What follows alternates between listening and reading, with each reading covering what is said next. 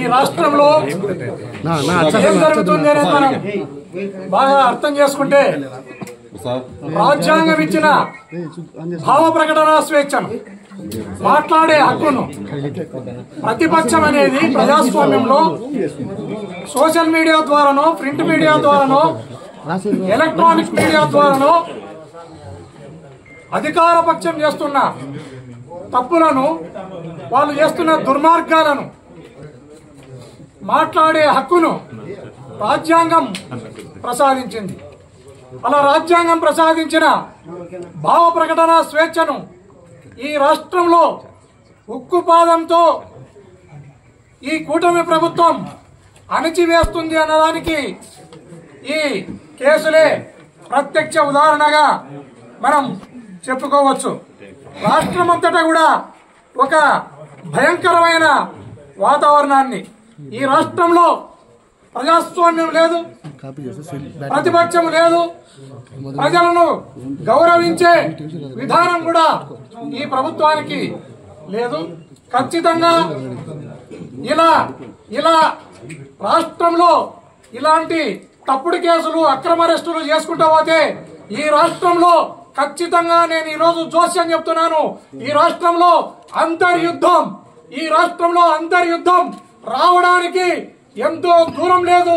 ఖచ్చితంగా ఇది కూటమి ప్రభుత్వం కాదు. చంద్రబాబు నాయుడు, పవన్ కళ్యాణ్ గారు ఇద్దరు కూడా మీరు దీన్ని మైండ్ లో పెట్టుకోవాలి.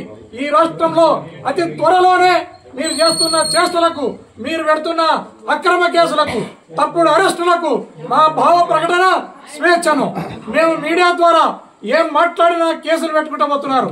ఇలా పెట్టుకుంటూ పోతే ఖచ్చితంగా ఈ రాష్ట్రంలో అంతర్యుద్ధం రాక తప్పదు. ఇది ఈ కూటమి ప్రభుత్వం గుర్తుపెట్టుకోవాలని ఈ సందర్భంగా తెలియజేస్తున్నాను. నేను కేసు కట్టడం జరిగింది. వీళ్ళు విజయవాడ పోలీసులు కేసు కట్టినట్లు నోటీసును నేను ఇప్పుడే తీసుకున్నాను. ఈ నోటీసు మేరకు 5వ తారీఖున నన్ను ఖచ్చితంగా అక్కడ హాజరుగమ్మని చెప్పడం జరిగింది. నేను కూడా నా లీగల్ అడ్వైజర్లతో, నా అడ్వకేట్లతో మాట్లాడడం జరుగుతుంది. మాట్లాడి నేను ఒక ప్రొసీజర్ ప్రకారమే, నేను ఒక పౌరునిగా నాకుండే రైట్స్ అన్ని క్లెయిమ్ చేసుకుంటూనే నేను ఖచ్చితంగా పోలీసులకు కూడా సహకరిస్తా, కోర్టులకు కూడా సహకరిస్తానని ఈ సందర్భంగా తెలియజేస్తున్నాను.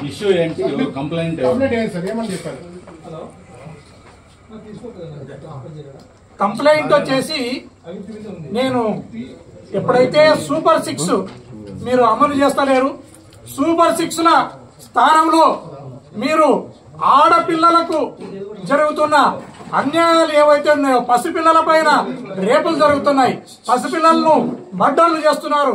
ఈ రాష్ట్రంలో మహిళలకు భద్రత లేకుండా పోయింది. ఈ రాష్ట్రంలో అనేక హత్యలు, అత్యాచారాలు జరుగుతున్నాయి. వీటిపైన ఈ ప్రభుత్వం ఖచ్చితంగా ధ్యాస పెట్టాలి.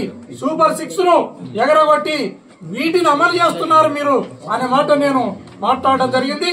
దాని మీదనే కేసు రిజిస్టర్ చేసినట్లు నోటీసులు ఇచ్చినారు. ఎవరైతే నేరస్తులు ఉన్నారో నేరస్తులను అరెస్టులు చేయకుండా వాళ్ళను గాలి కొదిలేసి నేరం జరిగిన విధానాన్ని ప్రతిపక్షాలు విమర్శిస్తే వారిని అరెస్టు చేసే కార్యక్రమానికి ఈ ప్రభుత్వం శ్రీకారం చుట్టింది.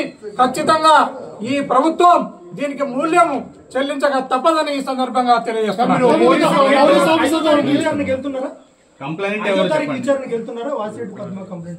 5వ తారీఖు నాడు నేను పోవాలనా లేదా అనేది కూడా నిర్ణయం చేసుకుంటే నా షెడ్యూల్లో కూడా చూసుకుంటా. నా షెడ్యూల్లో ఏదైనా ఆ తారీఖు నాడు, 5వ తారీఖు నాడు ఏదైనా ఇబ్బందికరమైన పరిస్థితి ఉంటే ఇంకో డేట్ అడుగుతా. లేదు నాకు వీలైతే పోవడానికంటే ఆ రోజు నేను హాజరవుతాను. ఈ సందర్భంగా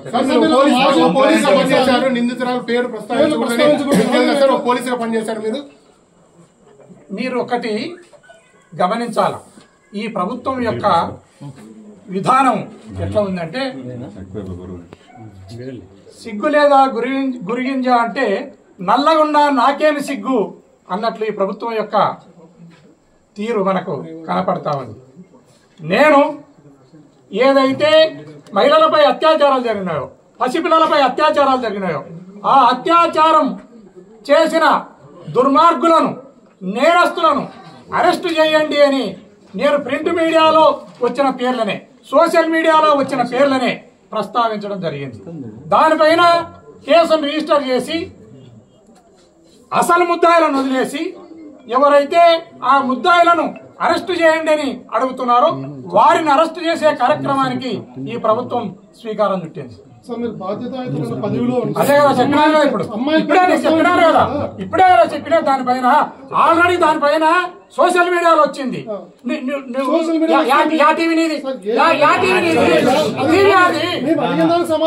టీవీ ఆదో చెప్పదా, నువ్వు టీవీ ఆదో చెప్పు, నీ టీవీ ఆదో చెప్పు. మళ్ళీ అసలు ముద్దాలను పట్టుకొని నీ టీవీని ఉపయోగించు. నీ టీవీని అసలు ముద్దాలను పట్టుకొని కానీ నీ టీవీని అసలు ముద్దాలను పట్టుకొని ఉపయోగించు.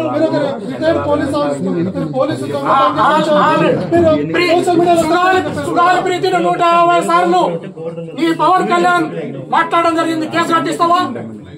కేసు కట్టిస్తావా? నీ చంద్రబాబు నాయుడు ధర్మవరానికి వచ్చి ఇదే ధర్మవరానికి వచ్చి బాధితుల పేర్లను ప్రస్తావించడం జరిగింది. కేసులు కట్టి నీ టీవీ5 లో అనేక మంది పేర్లను ప్రస్తావించడం జరిగింది. నీ టీవీ5 మీద కేసు కట్టండి. బాధ్యతాయుతమైన పోలీస్ ఆఫీసర్ గా పనిచేసిన కాదన్నా ఎప్పుడో చూపిస్తా.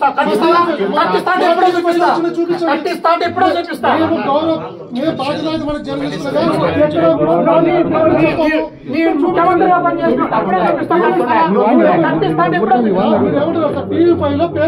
ఇప్పుడే చూపిస్తా.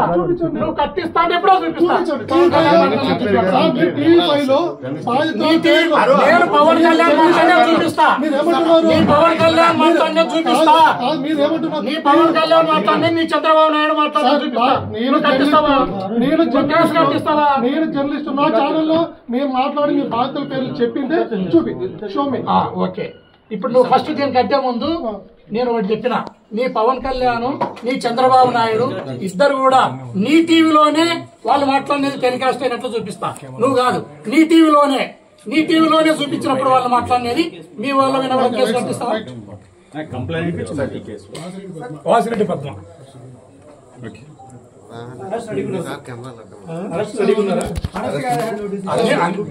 అన్నిటికీ రెడీ ఉంటారు. దానికి ఏమి ఎక్కడ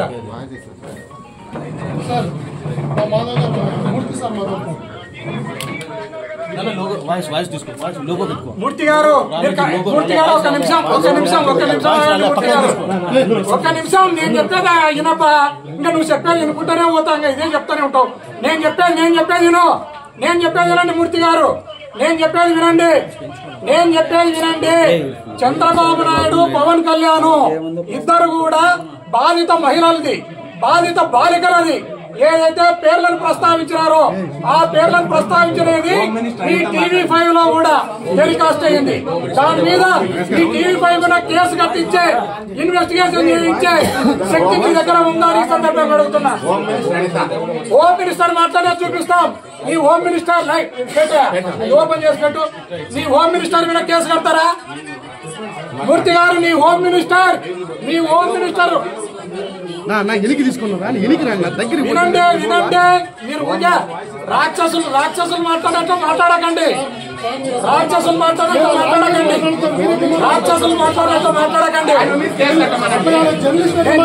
నేను చెప్తాను. జర్నలిస్టు కాదమ్మా, తెలుగుదేశం పార్టీకి సంబంధించిన